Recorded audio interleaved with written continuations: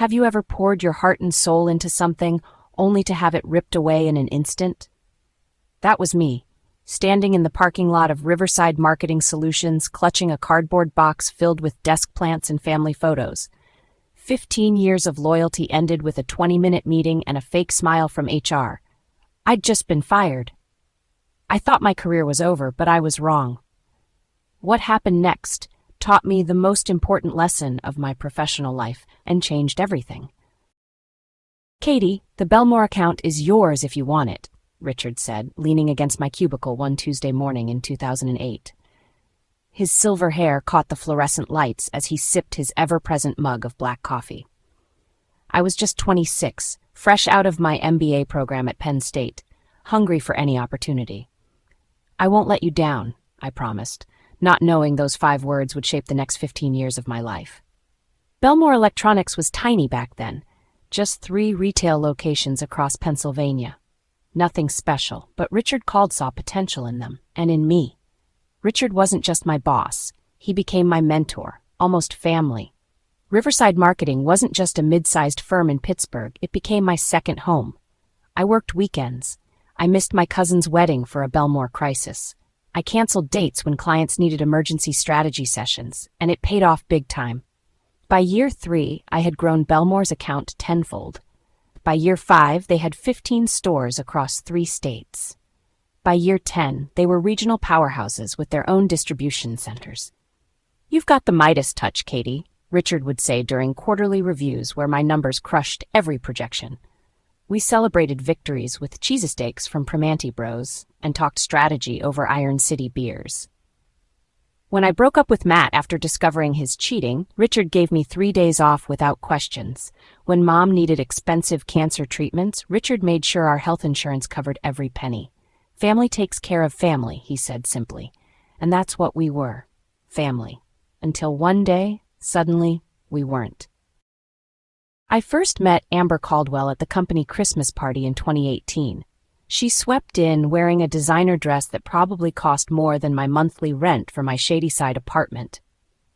"So you're the famous Katie," she said, looking me up and down like I was merchandise she was considering purchasing. "Daddy talks about you constantly." The way she said "daddy" made my skin crawl, a 30-something woman using a child's term. Something felt off, but I pushed the feeling aside. Richard beamed with pride as he introduced his Stanford MBA graduate daughter to everyone. "Amber's joining us in the new year," he announced during his toast. "She'll be shadowing different departments to learn the business from the ground up." The champagne in my glass suddenly tasted flat. Something cold settled in my stomach. "Isn't that nepotism?" whispered Carlos, our graphic designer, into my ear. I elbowed him to be quiet, but the question had already taken root in my mind. Little did I know, this was just the beginning of the end. Over the next few months, Amber shadowed every department except mine. She restructured the creative team. She overhauled our billing system. She modernized our social media presence. They were needed changes, I had to admit, but she did it all without consulting those of us who had been there for years. "She's bringing fresh eyes," Richard explained when I finally voiced my concerns over lunch at the Yard, our usual gastropub hangout. "The business needs to evolve, Katie. I get that," I said, pushing my pierogi around my plate. "But she's alienating staff who've been loyal to you for years." Richard's face changed then, a flash of something I'd never seen before. Defensiveness. "She's family, Katie." The unspoken message hung between us, and you're not. For the first time in years, he was just the boss, and I was just another employee, disposable. Richard's heart attack came without warning on a sweltering August afternoon. One minute he was presenting to the Belmore team in our conference room. The next he was clutching his chest, his coffee mug shattering on the floor. I rode with him in the ambulance to UPMC, holding his hand as the paramedics worked. The surgery was successful, but his recovery would be long. After a week of uncertainty, the announcement came. Amber would take over as interim CEO. "It's temporary," she assured everyone at the emergency all-hands meeting, her voice dripping with fake sincerity. "Daddy just needs to focus on getting better." I threw myself into work, keeping Richard's clients happy while he recovered. Belmore had grown into our biggest account, now with 93 stores across 12 states. Their CEO, Jeffrey Belmore, called me directly at least twice a week. "How's Richard doing?" He'd always ask first, genuine concern in his voice. "Getting stronger every day," I'd reply before sharing their latest campaign numbers. Jeffrey and I had built a relationship over a decade. We'd celebrated milestones together, weathered economic downturns, brainstormed expansion strategies over countless dinners. When his daughter got accepted to Carnegie Mellon, I sent flowers. When his wife beat breast cancer, we ran a charity 5K together in Schenley Park. This wasn't just business. This was trust. So when Amber called me into her office, Richard's office, now with all his Pittsburgh Steelers memorabilia replaced by sterile modern art, I wasn't prepared for what came next. "We're restructuring the account management division," she said, not looking up from her MacBook. "We need fresh approaches for our largest clients." My heart started racing. I've been growing Belmore for 15 years. Their quarterly numbers are up 22% from last year. Amber finally looked at me, her blue eyes, so like Richard's, completely devoid of his warmth. "That's the problem, Katie. You're too complacent with existing accounts. Too comfortable." She smiled thinly. "We're bringing in Taylor from Goldman Sachs to take over Belmore and our other top 5 accounts." The room seemed to tilt sideways. "You'll handle our smaller clients moving forward. 15 years of relationship building, of late-night strategy calls, of knowing Jeffrey Belmore's coffee order and his kids' birthdays, all dismissed in a 30-second speech." "Does your father know about this?" I asked, my voice barely a whisper. Her smile tightened. "Daddy trusts me to make the necessary changes while he recovers. This isn't personal, Katie. It's business." But it was personal. Everyone knew it. I wasn't just losing accounts, I was losing my identity within the company. My commission would be slashed by 70%. And I was losing the professional relationships I'd nurtured for over a decade. That night, I sat on my balcony overlooking Pittsburgh's twinkling skyline, nursing a glass of Merlot and wondering what I'd done wrong. My phone buzzed with a text from Carlos. "She's pushing out everyone close to Richard. 3 more resignations today." If only I'd realized then just how far Amber would go. Over the next few months, I watched as Amber systematically dismantled Richard's company culture. The casual Fridays disappeared. The birthday celebrations ended. The collaborative brainstorming sessions were replaced by rigid protocols and endless approval chains. Richard remained at home, recovering but still involved through video calls that Amber carefully orchestrated. Whenever I tried to speak with him directly, she intervened. "Daddy's doctor says he needs to minimize stress," became her constant refrain. I was relegated to working with struggling startups with minimal budgets. My office, once positioned near Richard's, was moved to the windowless interior section we jokingly called the dungeon. My breaking point came when I overheard Taylor, the hotshot from Goldman Sachs, completely misrepresenting Belmore's brand positioning in a client call. His strategy ignored their core customer base in favor of chasing upscale urban markets they had no foothold in. I knocked on Amber's door afterward, research folder in hand. "Taylor's approach is going to alienate Belmore's loyal customers," I explained, laying out demographics and purchase patterns I'd tracked for years. "They've tried upscale expansion twice before, and it failed both times." Amber glanced at my carefully prepared documents without really seeing them. "Taylor has an innovative vision that Jeffrey Belmore is very excited about," she said dismissively. "Perhaps if you had pushed them toward more ambitious goals, we wouldn't need Taylor now." The injustice burned in my throat. "Have you actually spoken to Jeffrey about this? Because I had lunch with him last week and he expressed serious concerns about—" Amber's head snapped up, her eyes flashing. "You had lunch with Jeffrey Belmore? Without authorization?" "I don't need authorization to have lunch with a friend," I said, immediately regretting my defensive tone. "You do when that friend is our company's largest client," she countered, closing her laptop with a decisive click. "This is exactly the problem, Katie. You've blurred professional boundaries." The next morning, I received an email from HR requesting a meeting at the end of the day. I knew what was coming, and there was nothing I could do to stop it. Your position has been eliminated due to restructuring, said Jenna from HR, avoiding eye contact as she slid the severance package across the table. We appreciate your years of service. 2 weeks' pay for every year of service, health insurance for 3 months, a generic reference letter, and a non-compete clause that prevented me from working in marketing anywhere in Western Pennsylvania for a year. I signed the papers with a hand that felt disconnected from my body. Can I say goodbye to the team? I asked. We find it's best for everyone if departures are handled discreetly, Jenna replied with practiced corporate sympathy. Security will escort you to collect your personal items. And just like that, 15 years ended with a cardboard box and a walk of shame through the office I once considered my second home. I cried the entire drive back to my apartment. Not pretty movie tears, but ugly, gasping sobs that fogged my windshield as I navigated through Pittsburgh's rush hour traffic. When I pulled into my parking spot, I couldn't even make myself get out of the car. I just sat there, surrounded by the ruins of my career, wondering what I would do next. My phone vibrated with text messages from coworkers who had heard the news. Expressions of shock and sympathy flooded in, along with offers for drinks and promises to stay in touch. Carlos's message was the most honest. Amber's on a power trip. Richard would never have allowed this if he knew. Want me to try to reach him?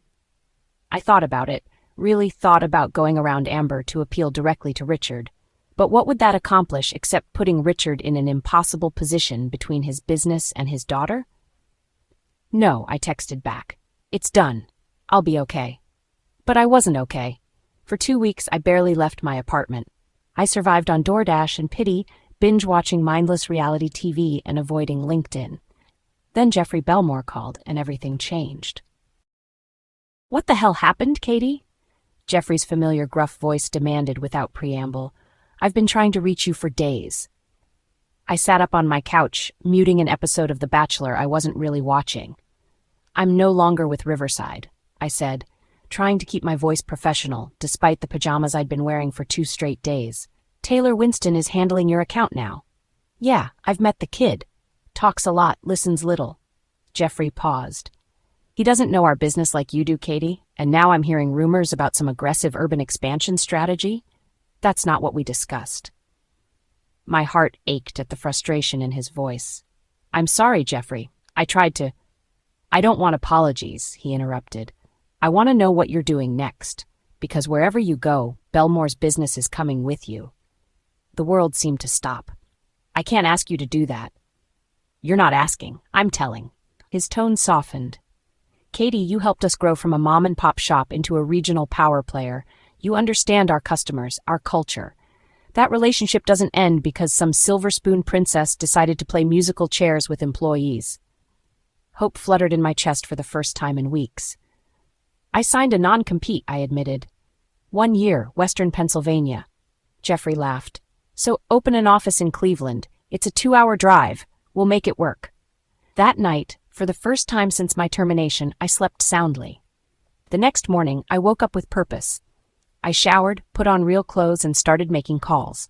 I reached out to marketing friends who had started their own agencies. I researched office spaces across the Ohio border. I created a business plan. Most importantly, I called a lawyer to review my non-compete. This is surprisingly narrow in scope, said Aisha Jenkins after examining the document. It only restricts you from working for competing agencies in Western PA. It doesn't actually prevent you from starting your own agency, especially if you base it out of state. A plan began to form.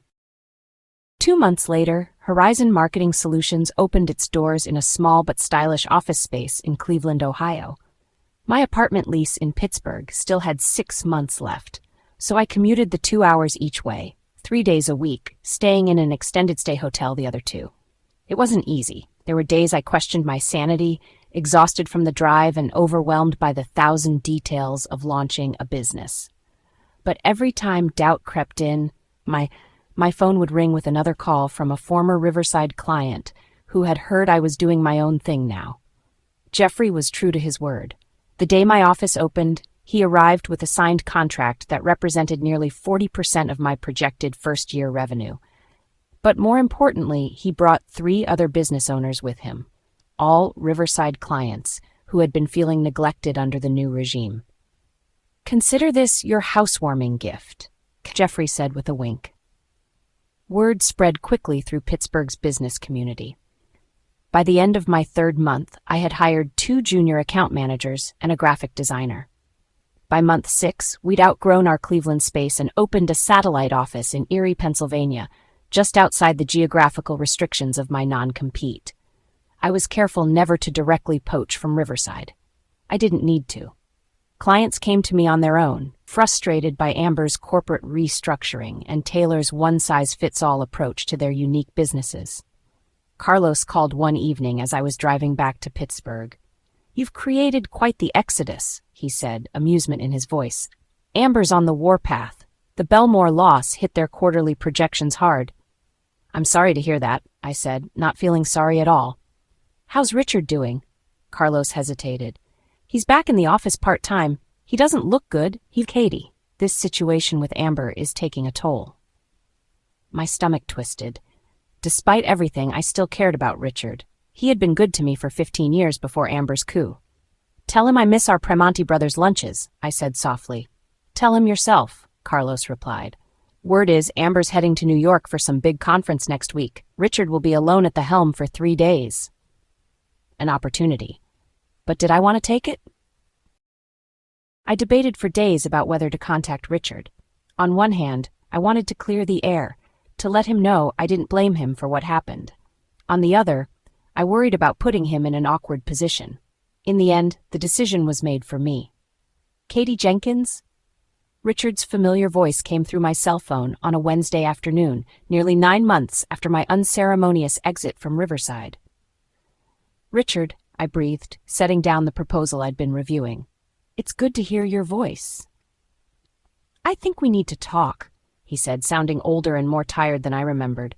"Are you free for lunch tomorrow? The yard, like old times?" The next day I walked into the yard feeling like I was entering a time warp. Richard was already seated at our usual corner booth, looking thinner and paler than I remembered, but his eyes lit up when he saw me. "There she is," he said, standing to give me a hug that felt like coming home. Pittsburgh's newest marketing mogul. We ordered our usual Reuben for him, chicken Caesar salad for me, Iron City beers for both, and spent the first few minutes catching up on safe topics. His health, my new office, the Steelers' disappointing season. Finally, Richard set down his beer and looked me straight in the eyes. "I owe you an apology, Katie." "You don't," I started, but he held up his hand. "I do. I was so focused on giving Amber a chance to prove herself that I lost sight of what was happening to the company I built, to the people who helped me build it." His eyes shimmered with emotion. "I didn't know about your termination until 3 weeks after it happened. Amber kept it from me, said you'd left for a better opportunity." My throat tightened. "I would never have left without saying goodbye to you." "I know that now," he sighed heavily. "By the time I found out, you were already setting up shop in Cleveland. I figured you hated me, and rightfully so." "I could never hate you, Richard," I said, reaching across the table to squeeze his hand.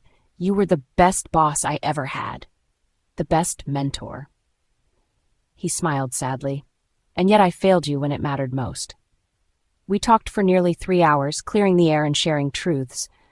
Richard told me how Amber had systematically isolated him during his recovery, filtering information and gradually pushing out anyone who might challenge her authority. I told him about building Horizon from scratch, about the clients who had followed me not out of disloyalty to him, but because they missed the personalized service Riverside had once been known for. "Riverside is in trouble, Katie," Richard finally admitted. "We've lost nearly 30% of our client base in the last 2 quarters. Amber's focusing on landing one huge national client rather than nurturing our existing relationships." "That's always been your strength," I said gently. "Building relationships that last." Richard nodded, then surprised me by sliding a folder across the table. "That's why I wanted to meet. I have a proposition for you." I opened the folder to find acquisition paperwork. My heart stopped. "You want to buy Horizon?" I asked, confused. "No," Richard smiled, a spark of his old self returning. "I want you to buy Riverside." I stared at him, certain I'd misheard. "That's not possible. Horizon is barely profitable. We couldn't afford." I'm not looking for market value, Richard interrupted. I'm looking for the right leader. Someone who understands what Riverside was meant to be. He explained his plan. He would retain 25% ownership but step away from operations. I would merge Horizon and Riverside under whichever name I preferred, with complete control over staffing and strategy. What about Amber? I asked, the obvious question hanging between us. Pain crossed Richard's face. That's the hardest part. She's my daughter and I love her, but she's not right for this business. Never was. I tried to give her the benefit of the doubt, and it nearly destroyed everything I built. She won't accept this easily, I warned. No, he agreed, but it's my company, at least for now. And this is what's best for everyone, the employees, the clients, even Amber in the long run. She's miserable, Katie. She just won't admit it. Over the next month, Richard and I worked in secret, planning the merger, discussing which employees to retain, how to approach clients. The paperwork was drawn up, reviewed by lawyers on both sides, and finalized. The day before the announcement, Richard finally told Amber. I wasn't present for that conversation, but Carlos texted me throughout the aftermath. Nuclear meltdown in progress, followed by security escorting A from building, and finally, R standing firm. Tomorrow's still a go. That night, I barely slept, alternating between excitement for the future and anxiety about facing the employees who had once been my colleagues, many of whom now viewed me as the competition. The all-hands meeting was scheduled for 9 a.m. in Riverside's main conference room. I arrived early, my stomach in knots as I walked through the familiar lobby for the first time in nearly a year. The receptionist, a new hire who didn't know me, directed me to the conference room where Richard waited. Ready for this?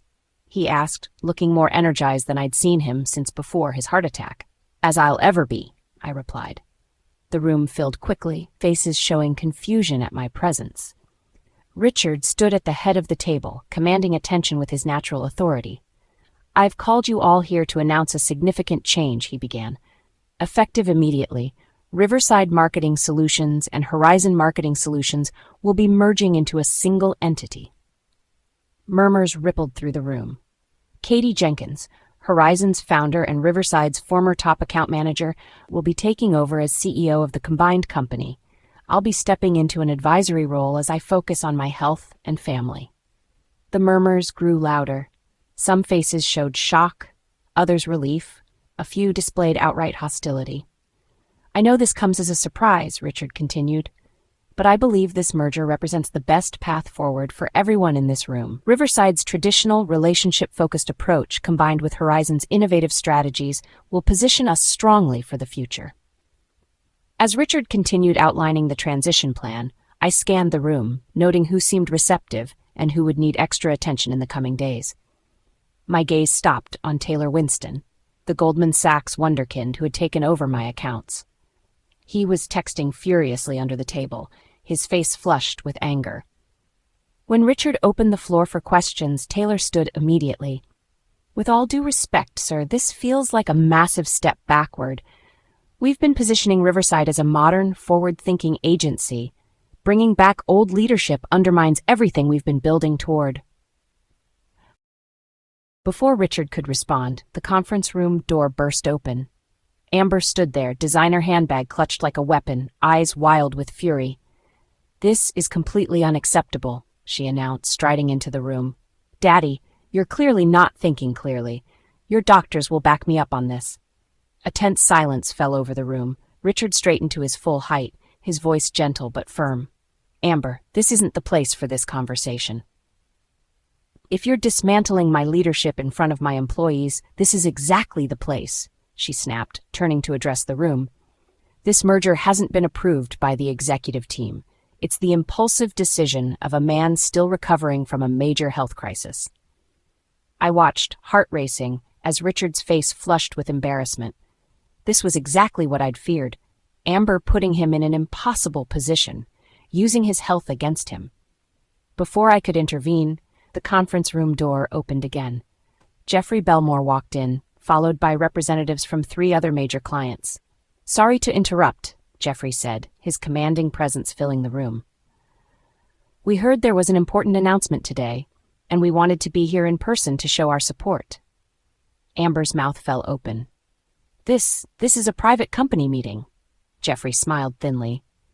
As Riverside's biggest client, or former biggest client, since we've been working with Horizon for months now, I think we have a vested interest in this merger. He turned to address the room. For those who don't know me, I'm Jeffrey Belmore. My company grew alongside Riverside for 15 years, largely thanks to Katie Jenkins's insight and dedication.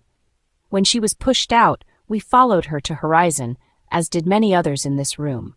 He gestured to the other clients who nodded in agreement. We're here today because we believe in the vision Richard and Katie share, a marketing agency that truly partners with its clients rather than just servicing accounts. If this merger proceeds, Belmore Electronics is prepared to sign a new 3-year contract, doubling our previous spend. The other clients murmured similar commitments. The mood in the room shifted palpably as employees calculated what this meant for job security and year-end bonuses. Amber looked like she'd been slapped. You can't just walk in here and... Amber, Richard interrupted gently. It's done. The paperwork was finalized yesterday. I wanted to give you a graceful exit, but you're making that difficult. He turned to the room. The merger will proceed as planned. Katie will announce the new organizational structure by the end of the week. Anyone who chooses not to continue with the new company will receive generous severance. His eyes met mine. Passing the baton, it was time for me to step up. I moved to stand beside Richard, facing the room, my new team, my expanded family. Change is never easy, I began, finding strength in the familiar faces looking back at me. But I promise you this, we're going to build something special here, something that honors Riverside's legacy while embracing Horizon's fresh approach. I looked directly at Taylor and the other new hires who seemed most resistant. I'm not here to clean house or settle scores. I need talented people who are passionate about serving our clients. If that's you, there's a place for you here, regardless of your history. My gaze shifted to Amber, who stood rigid with humiliation and rage. That includes everyone, Amber. Your restructuring brought needed modernization in many areas. There's a role for you if you want it. It was an olive branch I never expected to offer, and one I was certain she would reject. But it needed to be said, for Richard's sake if nothing else. Amber's glare could have melted steel. Without a word, she turned and stormed out, Taylor and 2 other executives hurrying after her. Richard sighed heavily beside me. That went about as expected. I squeezed his arm supportively before turning back to the room. Let's take a 15-minute break, and then we'll reconvene to discuss next steps. My door, figuratively speaking, since I don't have an office here yet, is open to anyone with concerns. As the room dispersed into buzzing conversation clusters, Jeffrey approached with an extended hand. Congratulations, Katie. You pulled it off. I shook his hand firmly. I couldn't have done it without you. Any of you, I added, acknowledging the other clients who had shown up in support. Jeffrey shrugged. You stood by us when we were nothing. We're just returning the favor. I felt Richard's hand on my shoulder. I always knew you were the future of this company, Katie. From that first day, I gave you the Belmore account. I just took a detour getting here. Better late than never, I smiled, looking around at the office that had once been my home, then pushed me out and now welcomed me back as its leader. The road ahead wouldn't be easy. There would be resistance to overcome, relationships to rebuild, trust to reestablish. But for the first time in over a year, I felt like I was exactly where I belonged. Sometimes you have to lose everything to find your way back home, and sometimes when you least expect it, justice finds its way back to you, not through revenge or bitterness, but through staying true to who you are and what you believe in. Richard raised his coffee mug, eyes twinkling with their old spark. To new beginnings. I raised an imaginary glass in return. To new beginnings. And to the sweet satisfaction of knowing that in business, as in life, how you treat people matters more than any fancy degree or family connection. That was a lesson Amber Caldwell learned the hard way, and one I would make sure our new company never forgot. I thought it would be good to update you about what happened after that exciting day. It's funny how quickly things can change in business. I'm writing this from my corner office in our new headquarters, a renovated historic building in downtown Pittsburgh with views of the Monongahela River. The sign outside reads, Riverside Horizon, the name we settled on to honor both our past and our future. In just 2 years, we've doubled our client roster and expanded to offices in Philadelphia and Columbus. Last quarter, we hit $15 million in revenue, a milestone that called for champagne and those Primanti Brothers sandwiches that Richard still insists are the best celebration food in Pennsylvania. Carlos now heads our creative department, leading a team of 20 designers who just won a national award for the Belmore Electronics rebranding campaign. Jeffrey Belmore's company has expanded to 17 states, and we've grown right alongside them. Richard comes in 3 days a week, mentoring our junior account managers and taking long lunches with clients who've been with us since the beginning. His health has improved dramatically now that he's free from the stress of daily operations. He smiles more, laughs louder, and has finally taken that fishing trip to Montana he talked about for 15 years. As for Amber, well, that's a different story. After storming out of the merger announcement, she convinced Taylor and 5 other executives to leave with her and start a competing agency called Caldwell Forward. They leased expensive offices in Pittsburgh's trendy Strip District and poached a few of our smaller clients with promises of revolutionary approaches. But running an agency isn't about splashy launches or fancy offices. It's about delivering results, building relationships, and creating an environment where talented people want to stay. Within a year, 3 of the 6 executives had left Caldwell Forward. Within 18 months, they'd lost most of their initial clients. Taylor jumped ship for a corporate job in New York, leaving Amber with mounting overhead and dwindling revenue. I wasn't surprised when Richard received a call from Amber last month. What did surprise me was his invitation to join them for dinner at the Yard, the same booth where he'd proposed the merger to me 2 years earlier. "She's in trouble, Katie," he explained, his eyes carrying that familiar paternal worry. "The agency's underwater. She's mortgaged everything, including her condo." "What does she want from you?" I asked, not unkindly, just cautiously. "A chance," he said simply. "The same chance I gave you when you were starting out." That dinner was as awkward as you might imagine. Amber looked thinner, tired, the designer clothes replaced by something more subdued. The arrogance was gone, replaced by something I never expected to see in her eyes: humility. "I was wrong," she said after we ordered, the words clearly difficult for her. "About the business, about you, about everything." "We all make mistakes," I offered, surprising myself with how easily the grace came. "I made more than mistakes," she admitted. "I was cruel, vindictive. I thought I knew better than everyone, including Daddy." Amber turned to me. "I don't expect forgiveness, but I do have a proposal. Caldwell Forward has 3 remaining clients and 2 talented account managers who don't deserve to lose their jobs because of my failures. Would you consider absorbing what's left of the agency?" 2 weeks later, we welcomed Caldwell Forward's remaining staff to Riverside Horizon. As for Amber, she started in our Cleveland office last week, entry-level position, no special treatment, learning the business from the ground up, the way her father had originally intended. "You didn't have to give her a job," Richard said when I told him my decision. "No," I agreed, "but everyone deserves a second chance. Someone taught me that." He smiled, those familiar crow's feet deepening around his eyes. "She's got a long way to go to earn back trust." "We all start somewhere," I replied. "I started with a tiny account called Belmore Electronics." Indeed. Look where that led. Sometimes the people who hurt you the most become your greatest teachers, if you're both willing to learn. Sometimes success isn't about getting revenge. It's about staying true to your values, even when it would be easier not to. And sometimes the best form of justice isn't defeating your enemies, but giving them the chance to become something better. Hope you enjoyed this tale. What do you think? Was it safe to let Amber back in, or a dangerous mistake?